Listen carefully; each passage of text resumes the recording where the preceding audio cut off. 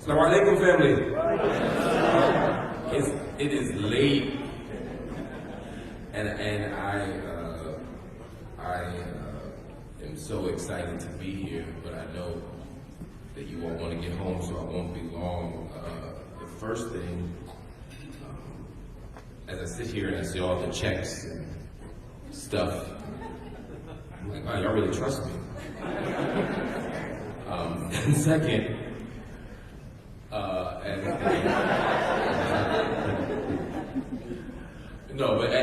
as we sit here, I can't help but be inspired by the extraordinary generosity in this room, the extraordinary display of faith in this room, and the commitment to unity and solidarity, as the theme of this evening is titled, in the face of so much. We have been through a week. This has been one of the most challenging weeks in recent history, not just because of an election result. As Linda said, the election results are just an extension of what we've already been dealing with. This isn't day 2 of the genocide in Gaza. Today was day 400. Day 400 of an imperial genocide that has been supported and underwritten by our United States of America. And at a moment where we had the opportunity to stop this thing, at every moment that we've had an opportunity to stop this thing, we have not. So this week is just a reminder of that. This week was a reminder that the pain that we feel watching this horrible genocide in Gaza is not limited to Palestine. We look in Lebanon and we see another imperial invasion. But we don't have to just look to the most recent series of invasions. When we look around the world, Muslims are under attack. Muslims are unsafe. Muslims are vulnerable. Muslims are threatened. And at every place where Muslims are threatened, there is a Western influence saying, that's not important. Or Western politicians saying, well, they deserve it. Or a Western voting base that says, here's my tax dollar, let's give them some more. We are under great threat. And that threat is not just global, as we see in the United States. In every state around this country, Muslims remain under perpetual attack. We joke about it, but when you cannot walk through an airport without seeing the threats. You can't go into schools around this city and around this country and not see our children wearing hijab and being stopped or being punished or being harassed, or people in their workplaces being fired for being Muslim, sometimes directly and explicitly for being Muslim, and sometimes they find ways to circumvent the language, but they still do the very same thing. And I watch it, and as a journalist, I report on it. And every single time that I watch it happen, I become deeply, deeply sad, deeply, deeply frustrated. So events like this, moments like this, places like this get me excited again, because I am reminded of what is possible. I am reminded of what we can do when we display unity and solidarity. The first thing is unity. Unity is for us to come together as a single people. Unity is for us to connect as a single ummah committed to justice. Before I was at Al Jazeera, before I got fired from CNN, long time ago I used to work at Fox News on the visiting team. Stuff right? And I was the good guy, you know. And I would have to go on the air and debate Bill O'Reilly and Sean Hannity. Before Tucker Carlson, they picked him out of the garbage. I would debate all the Fox News people every day, and if I were on at 9 o'clock in the morning to 5 o'clock or 10 o'clock at night, I would debate 5 people, and over the course of the day, I would have the same conversation over and over again. They all had the same jokes, the same talking points, the same fake statistics. 130% of black people have been to prison, And it took me about 6 months of working there to realize that they weren't that smart. But they all had meetings. Every Monday at 11 a.m. they had a meeting on the 5th floor. I was not invited to that meeting. They would send me to the 4th floor. And while they were upstairs on the 5th floor and I was downstairs eating those bagels on the 4th floor, they were having conversations. And those conversations were among all the people who Fox News supported, and all the people who got to appear on Fox News as a hero. And it was the pro-lifers, it was the people who love the Second Amendment, who worship the Second Amendment, who believe that the right to have a gun meant you could have any gun of any size, of any time, in any place. And there were people who just wanted to have their kids homeschooled. And there were people who were creationists, they didn't believe in dinosaurs. There were people who had a political agenda toward the economy, or a political agenda toward education, or a political agenda toward the environment. But the point is, they were all in the same room. And they didn't agree with each other. They used to laugh at each other. They used to tease each other. They used to make fun of each other or talk about each other behind each other's back when they walked away. But when they left the room, they left with the same agenda.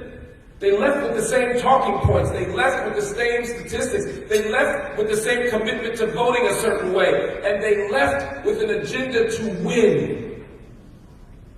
So if our open enemies who have nothing in common with each other can organize and display unity to extend their evil agenda, what can we as believers do? What must we as Muslims do if we hold each other together? If people who don't even see the world the same way can stand together, how is it that we who share the same faith are so divided? Unity means that we must stand together as one community. As the Quran says, we must stand together, hold on to the rope of Allah through faith, and never divide and never separate. And at this moment, there are things that are attempting to separate us. There are issues that are attempting to divide us. We got states like Michigan, where I'm seeing Muslim leaders stand up and say that they're going to vote for Donald Trump because he promotes peace.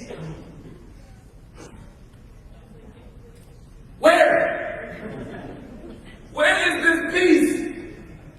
I ain't seen it yet.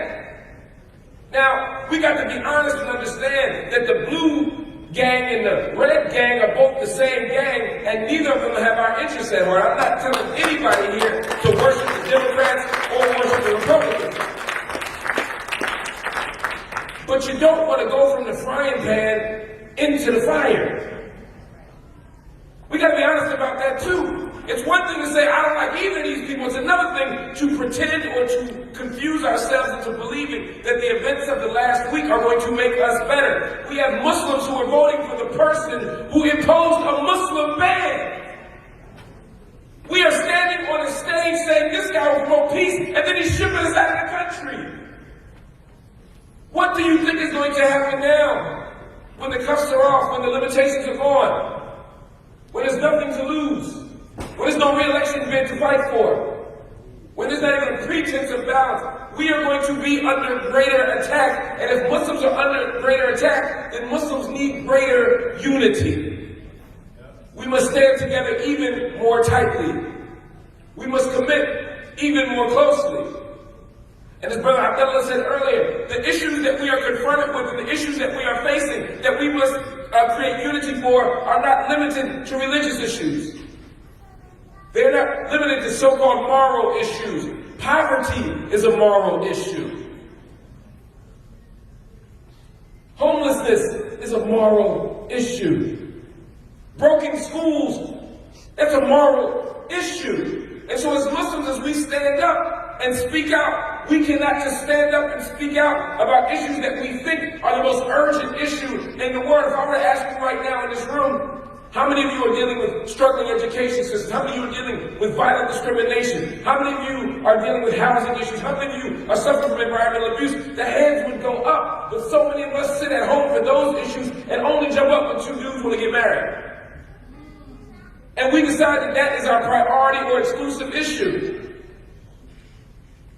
But our unity means that we must stand together, not just at moments that are controversial according to CNN, or Fox News, or MSNBC. We must stand up and speak for all issues that our faith compels us to speak. And that brings me to my last and final point, which is, it ain't just unity, it is solidarity. Solidarity means that we must stand with other communities, even in the face of great danger, even at moments of struggle. For the last year, so many people have stood with Gaza, and with the people of Gaza have not been Palestinian. They have not been Arab. They have not been Muslim. But they have stood because it is the right thing to do. And we must do the same thing. We must continue to stand with brothers and sisters around the world who are Muslim but in other countries. We must stand with people who are not Muslim in other places. We must stand with anybody who is suffering or oppressed in this world. That is our calling. We are not doing people a favor. When I got fired from CNN, so many people stood up to me and walked up to me and said, "Thank you." They stood up to me and said, "You sacrificed your career for the Palestinian people." That's not how I see it. First of all, there is no sacrifice that I made that is even close to the sacrifices that innocent Palestinians have made for over 100 years. But second, and more importantly, as a Muslim, it wasn't my choice. It was my duty. It is all of our duty. As Muslims, we fight for Palestine, not simply because there are so many Muslims in Palestine, although there are many Christians in Palestine. We fight for Palestine because it is a righteous struggle. We don't defend Al-Aqsa simply because it is one of the most storied and holy mosques. It is one of the most important, arguably the third most important of the masajid in the world. That is not why we fight for Aqsa. We don't defend Jerusalem because it was the site of El-Miraj. We don't defend Jerusalem because it was the first Qibla. We defend Jerusalem because it is under illegal occupation. And as Muslims, we will always defend those who are oppressed, those whose land has been taken, those who are suffering from violence, those who are victims of injustice. We stand for Palestine because it is a righteous fight. And if our Jewish brothers and sisters were under illegal and violent occupation, we would stand with them too in Palestine.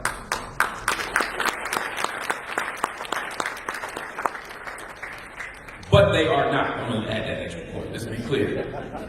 They are not. However, as Muslims, we do stand against anti-Semitism.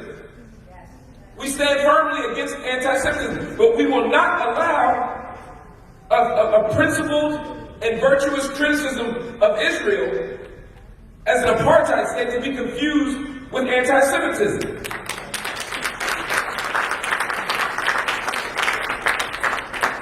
And as all people of the book, we defend the beauty of the religion of Judaism such that we will not sully the name of Judaism by equating Judaism with the vicious and violent statecraft of Israel.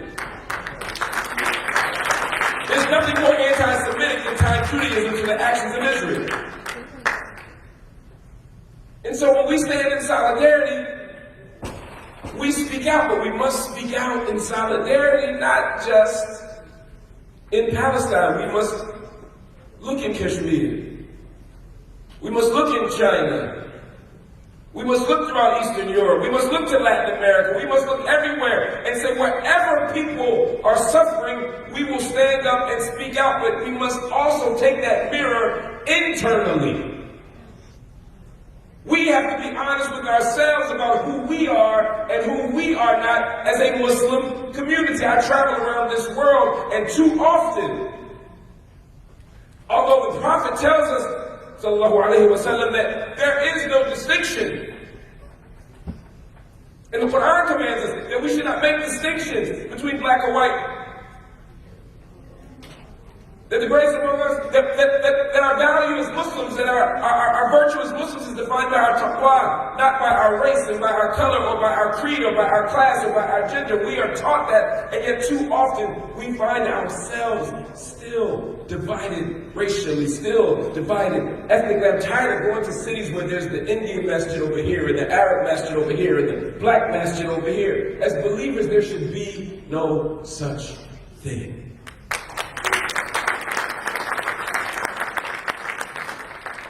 That means we got some unlearning to do.